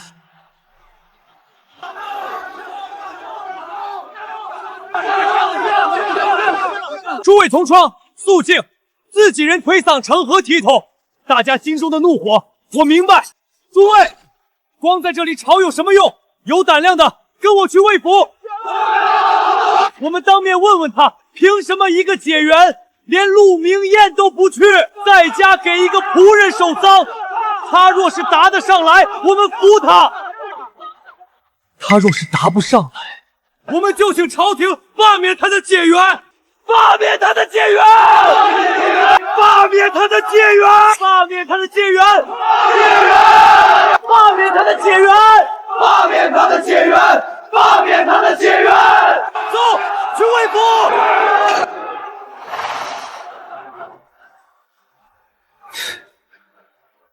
好戏开场。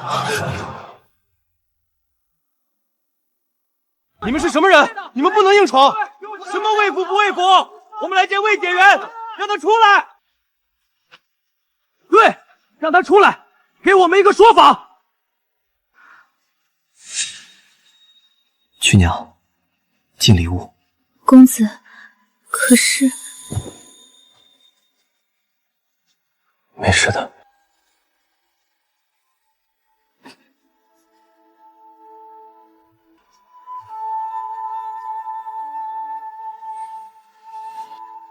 魏伯，您别怕，有我在。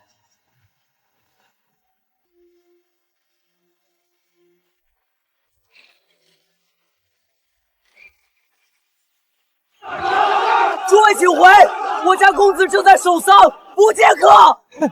守丧？给谁守丧？给一个仆人，一个解元，给仆人守丧，传出去不怕天下人笑话？你说什么呢？崔福，让开！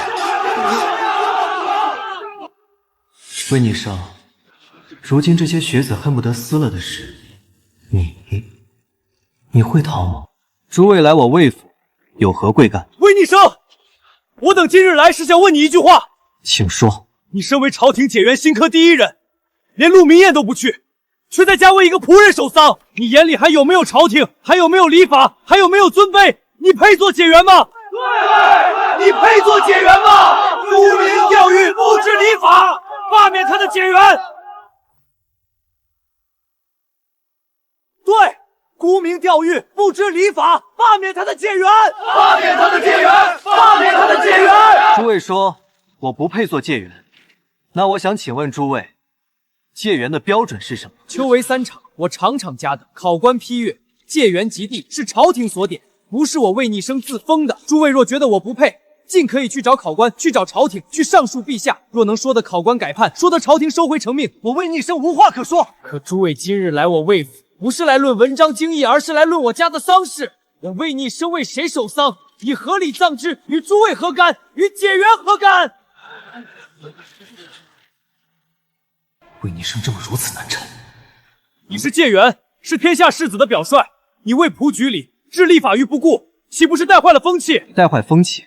我且问你，圣人治理是为了什么？自然是为了教化天下，正人心，后风俗。那人心何在？圣人云：慎终追远，民德归后矣，死者为大，入土为安，这是天理人情。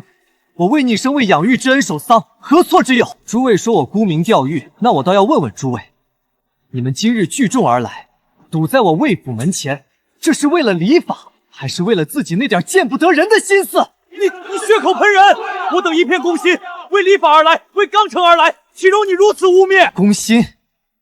你们说我魏仆举礼乱了尊卑，那我便告诉你们，魏安对我来说就从不是仆人。我魏逆生出生那日，母亲血崩而亡，父亲当我是灾星，叫我孽种，要将我活活饿死。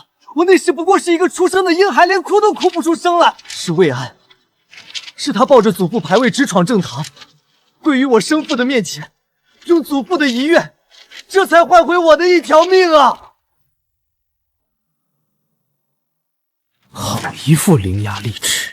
魏伯，是你还不放心我吗？放心，我不会让你失望的。漫天纸钱，请随我一战。他一个未曾娶妻的男人，哪里懂得如何喂养婴孩，只能去求府中养儿娘，厚着脸皮为我讨一口奶。讨不到的时候，就用米粥熬了最稠的米汤，一勺一勺的吹凉了喂我。那可是10几年啊！魏安不是我祖父，却胜似我祖父。礼记有云：师与父，无福之亲也。我未蒙学前，是魏安以树枝画地，教我识字。5伦之中，何曾将恩义2字记于一张契书之上？可他终究只是个仆从，绝不是。闭嘴！先祖父仁厚，早在数十年前便已焚毁契书，放弃良己。此事官府有道，尔等如今口口声声说他奴仆，到底是不知实情，还是故意视而不见？谁知道你说君子可欺乎？我不知。我中举之日，本当是他含笑安享晚年之时，却倒在得知我中榜的那一刻。他替我担惊受怕了一辈子，到头来连我的喜酒都不曾喝上一口。此丧礼，我必须以长辈之礼行之。魏安虽非我父，却尽到了为父者都未尽到的责任。若因他昔日曾为仆从，便抹丧这10数年的养育之恩、教坏之情，我魏逆生枉读圣贤之书，更枉为人。要不算了吧。好一句枉读圣贤之书，更枉为人。世子，魏家子，你这番话说的真好，真好。不过你说他不是仆人，你说先祖父早已焚毁契书，那我想问你一句，既然不是仆人，那此人生前住在哪里？是你魏家的偏院，还是他自己的宅子？他在强词夺理。那就奇了。若此人真是自由之身，为何还住在你魏家院？魏家子，你口口声声说他不是仆人，可他的吃穿用度、一言一行，哪一样不像仆人？你说先祖父焚毁了契书，放其良籍，可焚毁契书之后，魏安为何不走？为何还留在魏家？为何还甘心情愿地替你一个小主人做这做那？是啊，只有仆人才会做这些事，这是欲盖弥彰。魏家子，你口口声声说魏安不是仆人，可你有没有想过，正是你让他做了一辈子的仆人？世子这话才是真正戳到了痛处。仆人就是仆人。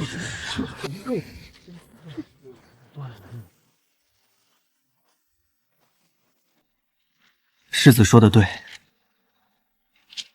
是逆生无能，让魏安做了一辈子不像仆人的仆人。世子问，魏安为什么不肯走？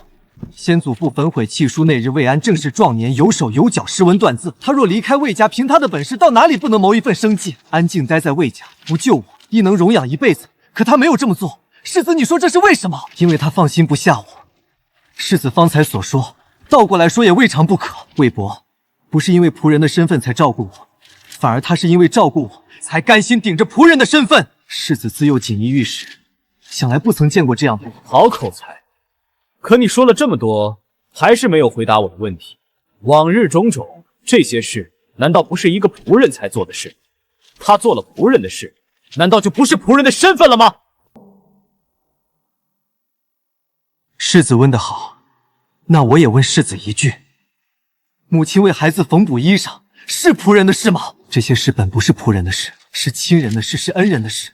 可若做这些事的人恰好是仆人身份，那这些事就变成了仆人的事。做了仆人的事就成了仆人，这是什么道理？诸位都是读书人，当知名与实之别。《论语》有云：君子务本，本立而道生。什么是本？是实，不是名。魏安对我有养育之恩，这是实。他昔年曾是仆从，这是名。以名废实，以名掩恩，这是圣贤教我们的吗？引经据典，果然是好学问。可你说的这些都是情，朝廷讲的是法，礼法之法。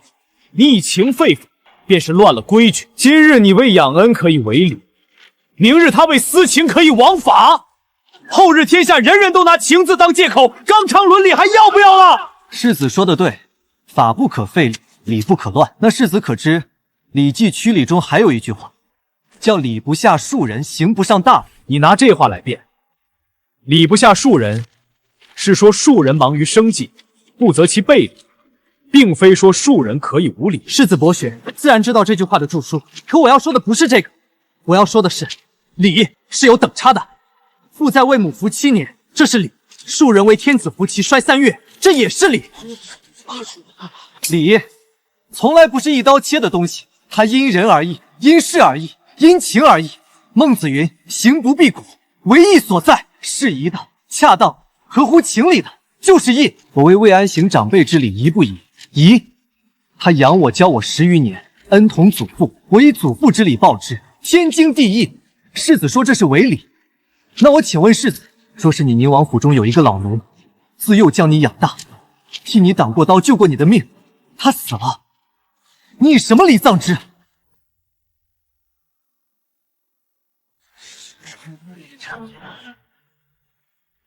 以仆人之礼，赏几两银子，一张草席丢到乱葬岗；以长辈之礼，世子敢吗？如今他死了，我若连一副像样的棺木，一场体面的丧礼都给不了他，我留这身，这命又有何用？世子说，是我让他做了一辈子的仆人，是，这是我的罪过，是我无能。让魏博跟着我吃了10年的苦，没过上好日子，所以我要给他立碑，给他修墓，让他死后不再受人轻贱。这是我唯一能做的，亦是我为逆生如今唯一能给的。我是自家阿姐一手拉扯大，如今若有人骂阿姐是下人，我会不会也像魏逆生一样，拼了命也要替阿姐争一个名分？你愣着干什么？快变啊！宁世子，我愧而无言，此举太过了。魏建元，我失礼了。以明废时，以明掩恩，这不是圣贤所教。赵元朗今日受教了。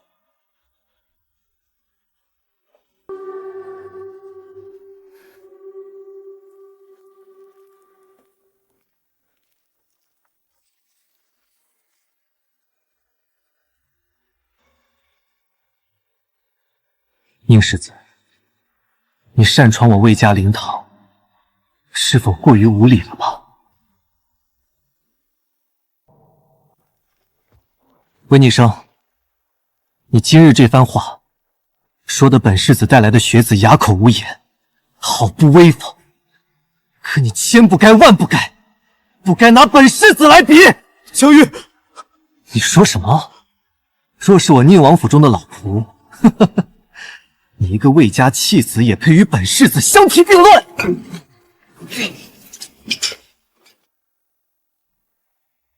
魏逆生，你不是要给他立碑休墓，让所有人都知道他不是仆人吗？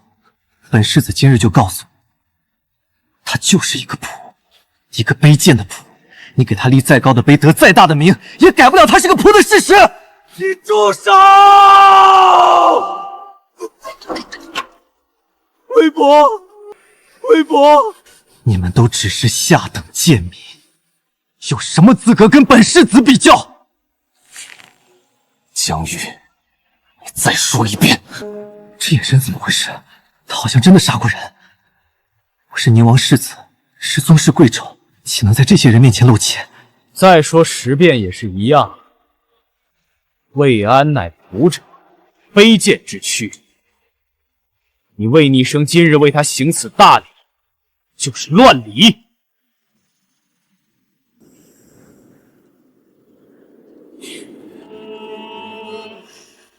本世子以宗室之尊，代朝廷正礼法，摔碎一个仆者的牌位，有何不可？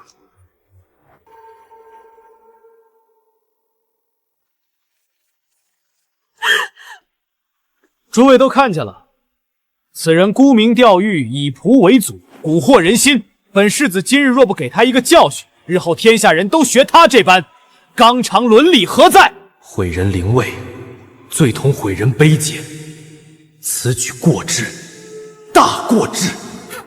魏逆生，你口口声声说他不是仆，可惜你那些圣人之言、恩义之情，在我面前什么都不是。你即便告到天边，也无人会为你做主。我还是那一句，你记住，我本世子姓姜，国姓。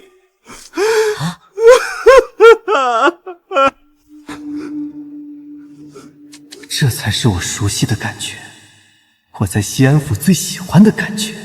魏家子，本世子劝你一句，识相的话，把这丧事收了，仆人帛冠一统，草草埋了便是。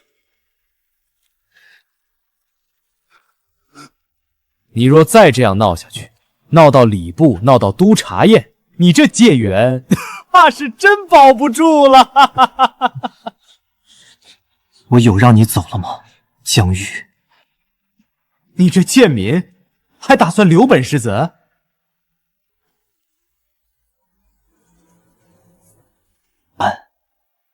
流民之子，欲栽桃，7岁随征，为书童。世宗元和9年，征因病逝，事前当众焚弃，放良籍与荣养，子孙应之。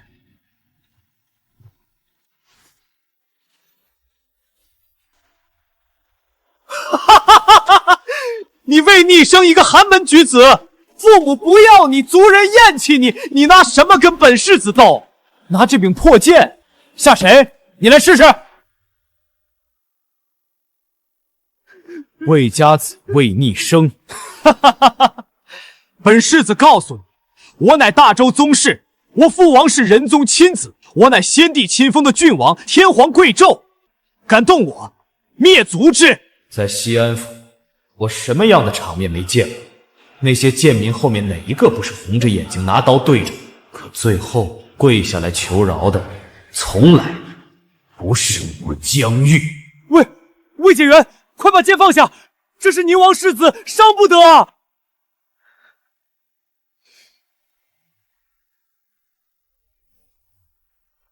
小公子，人字最好写，一撇一捺可也最难写，因为这一撇一捺要互相撑着才站得稳。你以后长大了，要做一个站得稳的人。魏博一辈子没站稳过，他跪着求人，跪着讨奶，他跪了一辈子，就是为了让我能够站着。可到头来，连死了，牌位都被人踩碎了。江玉，可知伍子胥？他父兄被楚平王所杀，他逃亡吴国，16年后率吴军攻破郢都。那时楚平王已死，伍子胥挖开他的坟墓，鞭尸300，以报父兄之仇。他说伍子胥干什么？这贱民不可能敢杀我！有人问伍子胥，平王已死，你为何还要鞭他的尸？死者虽是，恨不能已。公羊传说过，父兄无罪被杀，为人子者可以复仇。你刚刚不是一直在提纲常吗？如今这就是圣贤定的道理，天地容的纲常。绝不能退！我是宁王世子，在这些贱民面前，不能露出半点怯意。魏逆生，伍子胥是臣子对暴君，你是要对宗室动手？你这是什么狗屁道理？道理？好，我与你论道理。伍子胥编的是杀父之仇，魏安与我不是父亲，胜似父亲。你今日踩碎他的牌位，与踩碎我父祖的尸骨何异？《礼记·唐公》有云：“无父之亲，恩同骨肉，骨肉受辱，岂能不报？”江玉，你方才说你是宗室，动你者族之。好，你且听清楚了，其不闻列夫之愤，无不见血。一个什么都没有的人，什么都豁得出去。你不敢！魏逆生，你想想你的前程，想想你的剑缘。你杀我，你必死，风爷也救不了你。我的前程难道都不要了吗？我的前程你不是已经踩碎了吗？魏逆生，我是宁世子，我姓江，我是国姓，你敢动手，抄家灭族！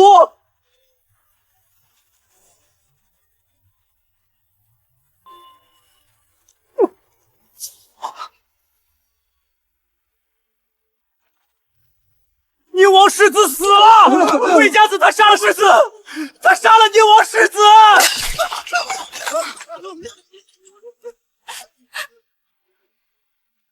少爷，崔福，拿木胶来，我给魏博把牌位粘回去。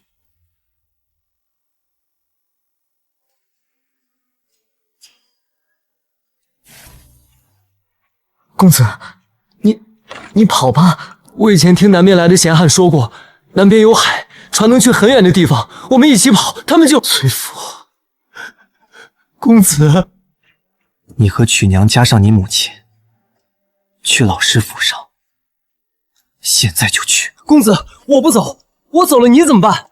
你是读书人，你不会跑。我认识很多闲汉，走。我不是在跟你商量，你去了老师府上，什么都不要问，老师问什么你就答什么，不问你便一个字都不要提。记住了。公子，你会死的呀！若是遇到人问，就说奉我之命去冯府送丧帖，旁的什么都不知道，什么都没看见。记住了，去吧，都别回头。魏博，我们有家了，自己的家呀。韦景和10年8月戊寅朔，不孝一孙逆圣，以清浊恕修，致祭于一祖魏公之灵。父，吾安何罪？吾安何故？生而为仆，死而见土。你生存一日，此恨不灭一日。魏博，你舍不得摘，说要等再熟一些、甜一些，再摘给我吃的枣树。叶子落尽的枣树还能再绿。魏博，你还能再回来吗？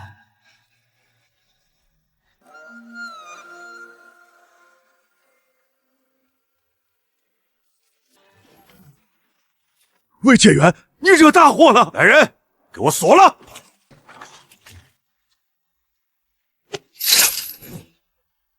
我乃荆轲介远，陛下赐我月品银鱼带，悬国瑞玉衡，尔等岂敢压罪于我？有功名在身，非有司不得擅加刑辱。何况魏尼生是荆轲介远，魏尼生是冯衍的弟子，是陛下赐过鱼带、赐过玉印的人。没有定罪之前，谁敢给他上诉？谁上谁倒霉。魏解元，下官知道你有功名在身，有陛下恩典在身，可宁王世子死在你的府上，这是人命关天的大事。我等职责所在，不得不请你去应天府走一趟。你若是配合，下官便让人撤了铁链枷锁，只派人护送你去。你若是不配合，下官虽不愿，却也只好按律行事了。我随你去便是。魏解元，请吧。这个傻孩子，他以为他一个人扛了就没事儿了，他以为他死了这事儿就了了，他以为他把关系都撇干净了，宁王那条老狗就会放过他。10多岁就学会替别人做决定，呵呵，不愧是老夫的弟子。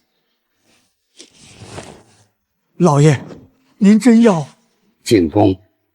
老爷，天已经黑了，宫门关了，就让他们开。老夫在朝40余年，还没有哪道宫门敢拦我。起来吧，你们公子不会有事。冯公子他……老夫说了，他不会有事。我冯衍在一天，就没有人能让他死。先扣我孙女要挟我，又屡屡欺辱我弟子。哼，好一个宁王，好一个宁王，真当老夫好欺负不成？你们不是想拉我入场吗？今天就告诉你们，我冯衍来了。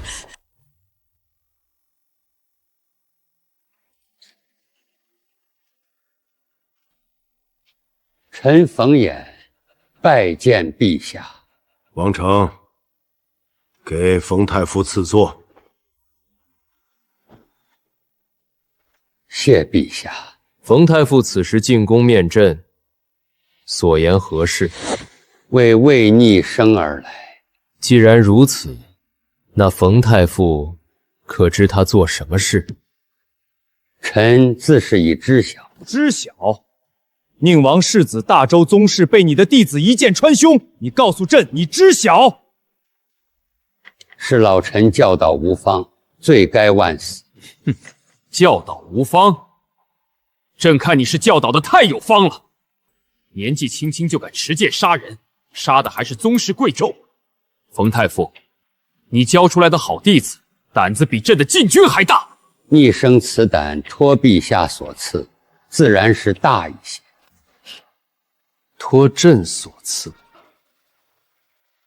陛下亲赐列子，岂能不列乎？所以冯太傅要为他开脱。老臣不敢为你生开脱，杀人者死，国法昭昭。但老臣只求陛下一件事。什么事？容老臣看看应天府送来的供词。供词？吾不畏死，吾为惧后世不知吾安非仆，乃一族也。吾若死，岂埋吾于安墓之侧？贼臣若再来敬堂，吾于地下亦当拔剑。王成，江玉真的说了“魏安乃仆，卑贱之躯”这8个字。回陛下，供词上写的明白，不止一个学子听见了。所以他真的毁人灵位。陛下，供词上写的是以足见之，这是赵元朗等5人的口供接统。好一个我无惧！冯太傅，你说魏逆生写那首《鹧鸪天》的时候，可曾想过，有朝一日他真的要对上猴王？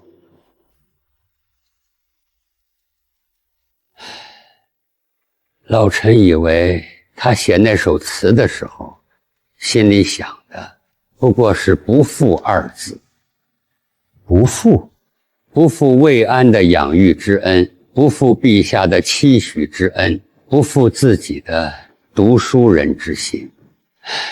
至于猴王，他大概从未想过要对上谁，只是事到临头，避无可避，退无可退，便不退了。避无可避，退无可退。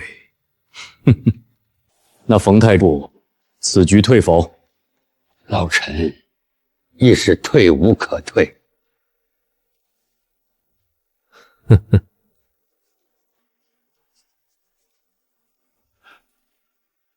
暂押应天府，不得用刑，待朕亲审。陛下是在告诉下面的人魏逆生，陛下还没想好怎么处置，谁也不能动他。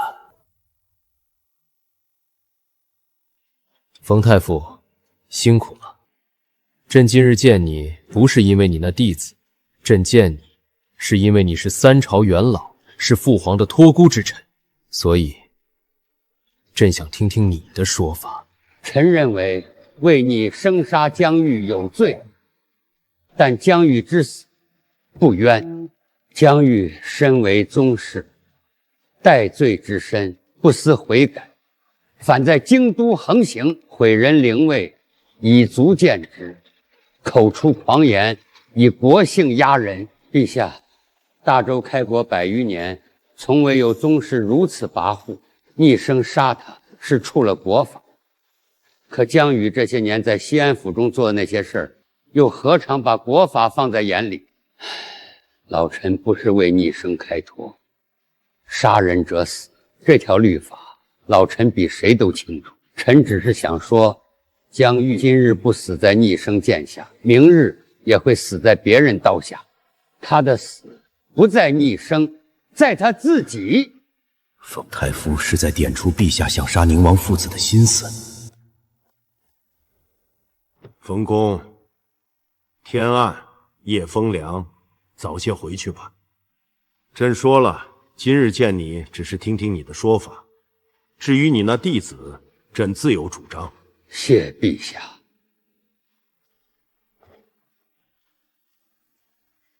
王成，你说这世上怎么会有这样的人？不是骨肉胜似骨肉，不是血亲恩同血亲。陛下犹记刘忠公乎？刘忠公，是啊，是世宗皇帝的伴当，他几十年如一日，不离不弃。世宗皇帝驾崩那天，刘太监哭得昏死过去，醒来后第一件事是替陛下穿上了龙袍。等陛下正式登基后，便请旨殉葬。我自然不允，没想到他还是先帝入葬那天自尽殉了主。陛下还给刘太监赐了葬，赐了碑，赐了谥号。有人说不合礼制，陛下当时也说朕意已决，刘忠公尚且如此。王成，奴婢在。明日一早，传朕的口谕给应天府，魏逆生一案，在朕下旨之前，功名未夺，他依旧是荆轲解元，任何人不得用刑，不得逼供，不得折辱。奴婢遵旨。还有，下罪陕西巡抚李元贞，同时让宁王于宗人府以罪代之。是。陛下本来就想借宁王失土之罪，肃清震慑宗室，以防冯衍去世后，沈端势力建成尾大不掉之势，名正言顺拿住未来随时杀沈端的理由。这场宁王局中，宁王父子是棋盘上的死子，冯衍是不想做刀的刀，而魏逆生则是被江鱼意外带入一局的鱼。可偏偏小鱼炸大鱼，魏逆生这一杀破了局，冯衍必须下场。陕西巡抚位置丢了出来，而沈端头上也悬着皇帝未来的刀。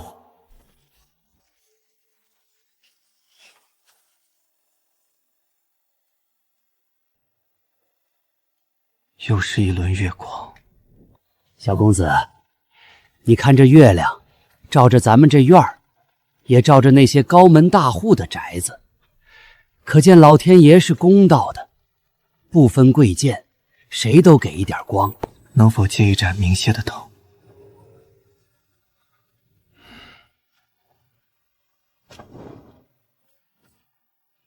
吃吧，饿死了，我们都要砍头的。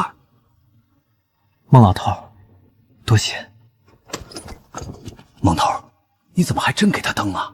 几十年前，一个读书人得罪了权贵，被构陷下狱。进来的时候也是这样，不哭不闹，不问冤屈。后来案子翻了，读书人出了牢狱，一路做到了御史大夫。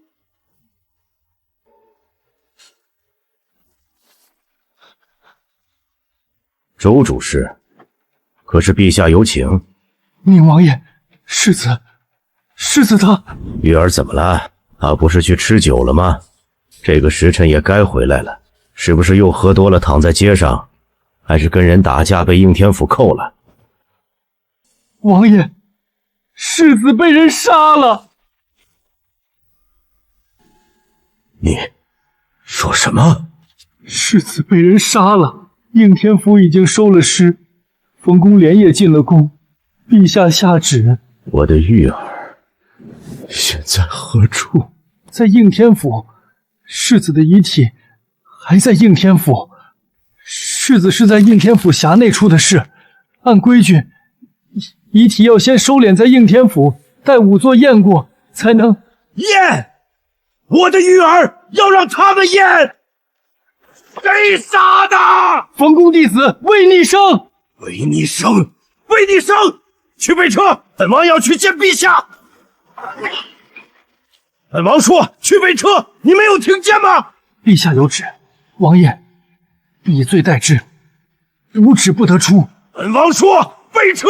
王爷出不得，陛下有旨，无旨不得出。您若是硬闯，那就是抗旨。是。我是宁王仁宗皇帝的儿子，当今陛下的亲叔叔。我的儿子死了，我连去见皇帝一面都不行吗？你们敢拦我？我是宁王，我是陛下的亲叔叔，让开！宁王爷，这可行不得。王公公，本王要见陛下。求王公公替本王传句话，本王要见陛下。本王的儿子死了，死了呀！本王连出去看一眼都不行吗？你告诉陛下，本王要见他，本王要见他。陛下说了，该见的时候自然会见，不该见的时候，王爷喊破喉咙也没有用。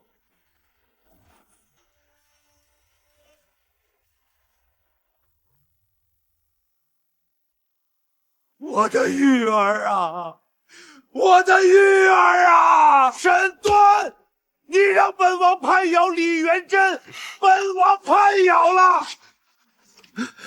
你让本王去找姑母，本王也找了。你说保本王父子完完整整走出宗人府。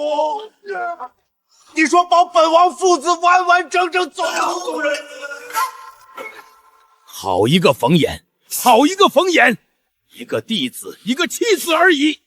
为了这个弟子，你居然舍得放弃李元珍，将陕西巡抚丢给陛下。我看你是无智少谋。爷爷，你找我？抬起头来，你怕什么？你是我沈端的孙子，大周首辅之孙。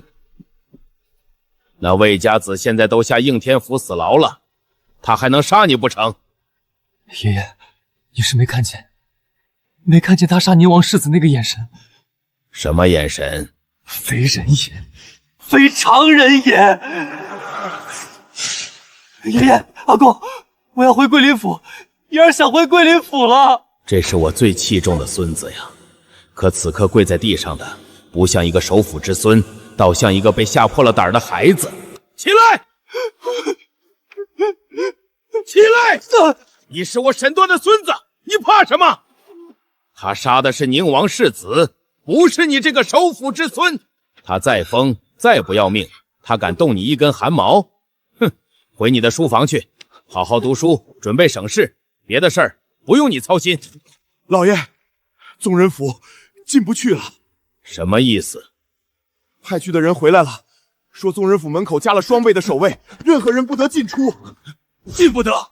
为何？说是陛下口谕，宁王以罪代之，无旨不得出，任何人不得探视，不得传话，不得递送东西。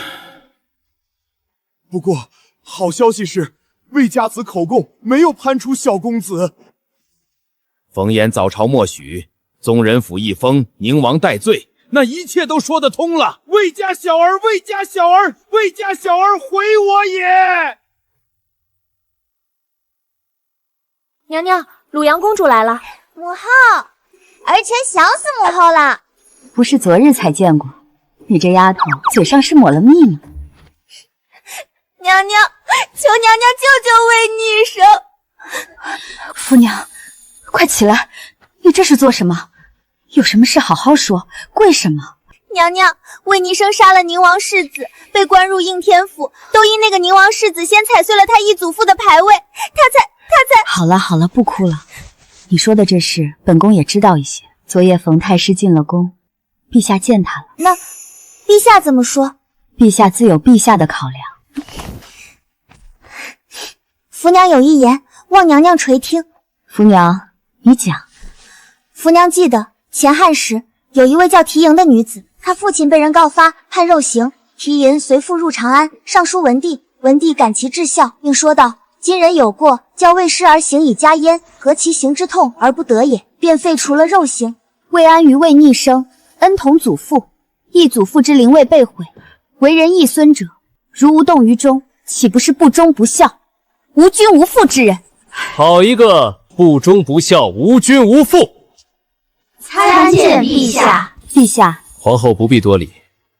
冯太傅昨夜求朕，今日一早又轮到你这个孙女儿来求朕的皇后了。你与魏逆生非亲非故，何故如此了？陛下，福娘与魏逆生不是非亲非故，魏逆生是阿公的弟子，福娘是阿公的孙女。福娘虽年幼，但知国法，也知人情。魏安于杀人是有罪，可那宁世子毁人灵位也是有罪。毁灵位是因，而逆生杀人乃是被迫，恳请陛下明察。看不出冯太傅的孙女倒是跟那魏家子一个性子。你说的对，毁人灵位确实不该。陛下圣明。先别急着说圣明，朕还没说要怎么处置的。福娘，你方才说你与魏逆生不是非亲非故，那你告诉本宫，你与他是什么关系？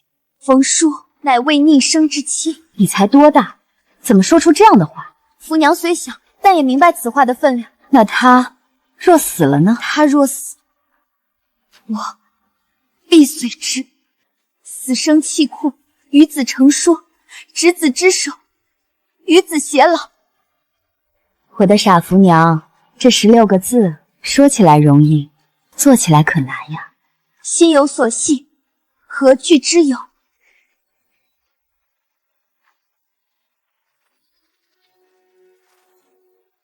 不知道福娘现在怎么样了？她高兴了笑，难过了哭，生气了便鼓腮帮子，心里是藏不住事的。她被长公主强留在府中，不能来吊唁慰安，不能来看我，一定很担心吧？魏小公子许久未见。王公公，比当初在西安门外那个小院里高了大半个头。魏小公子在这里住了几日了？老里寡淡，分不清日子。陛下口谕，魏逆生接旨。罪名接旨。你在牢里待了这几日，可曾后悔？学生不悔。我就知道你不悔。就没了？只有这2句？王公公，魏小公子，这东西是陛下恩赐，岂能随意让人摘了去？而且你身上有功名，陛下未下旨之前，这些东西谁也不能摘。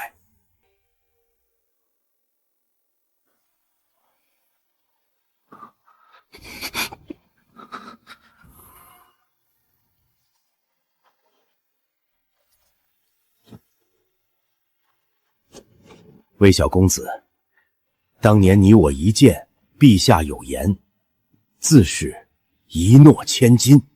王公公，学生愧对陛下厚望。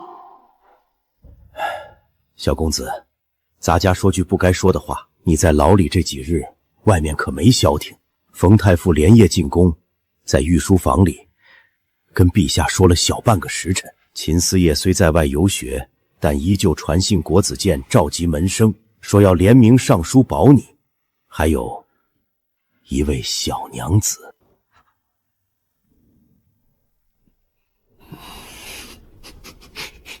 是福娘。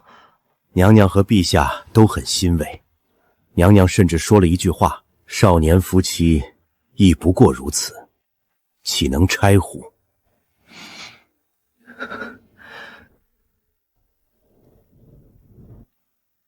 魏小公子，话就说到这儿吧。学生送王公公。不必送，你好好待着，别胡思乱想。我还是那一句话，陛下未下旨之前，没有人能动你。魏伯，老师还在，福娘也在，我不是一个人。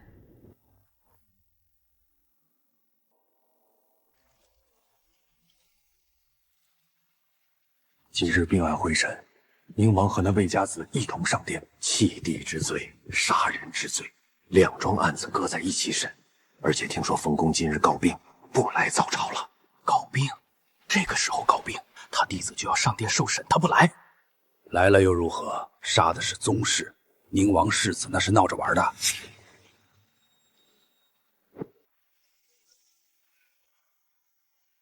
陛下有旨，待宁王将章，应天府解元为逆生上殿。不过短短20余日，宁王即心神哀衰至此。景和10年8月27，宁王将章弃地失土一罪，与应天府解元为逆生杀宁王世子江玉一案并案会审。